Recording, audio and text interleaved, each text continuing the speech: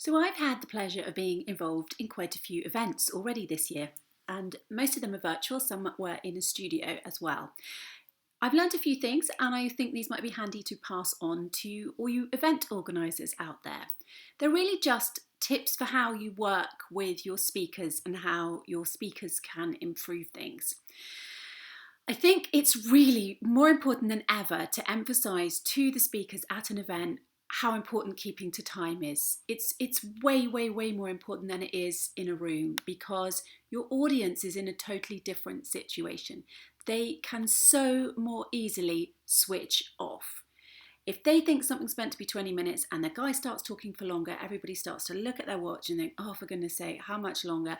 Get distracted and look at something else. So make sure your speakers understand even going over by a few minutes can really damage the impact of what they're saying and bore the audience.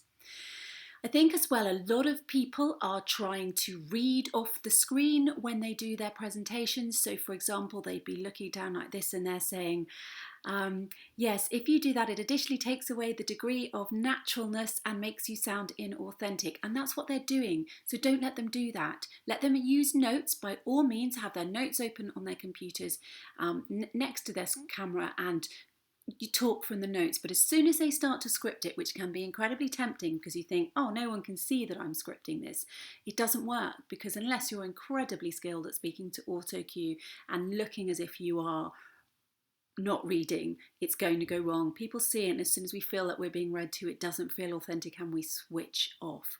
And I know it tends to happen if people are nervous, but it's really something to be to stop doing and to make them stop doing. And it also, when it comes to Q&As afterwards and simple things like that, a lot of people will be over prepared to the point where they literally have their answers scripted for them too. And I really suggest that you fight against that with your clients if they're trying to do it.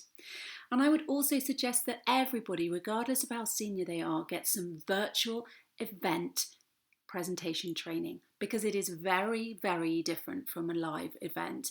And even if you are the most accomplished speaker out there, you can benefit from the training. You can also realise, well, you will be realising that some people, regardless of how senior they are, they will have been promoted because they're good at their job. They are not necessarily great speakers, and they can be, in fact, some of the most deadly boring speakers. And that's really dangerous if you're going to get that person up to speak at your event, because you can literally watch your audience disappear, fall off the platform as soon as the boring person starts to speak. And that is the case. Many people are fabulous at their job, but they are some of the most deadly speakers out there. So regardless of job title, really consider giving somebody training. And if they're not going to take it or do it, I would seriously consider not putting them on the schedule. That's how damaging it can be to your event to have a boring, dull, uninteresting speaker wasting time on your event, which is short and tight, and you desperately want to get people to do something as a result of it.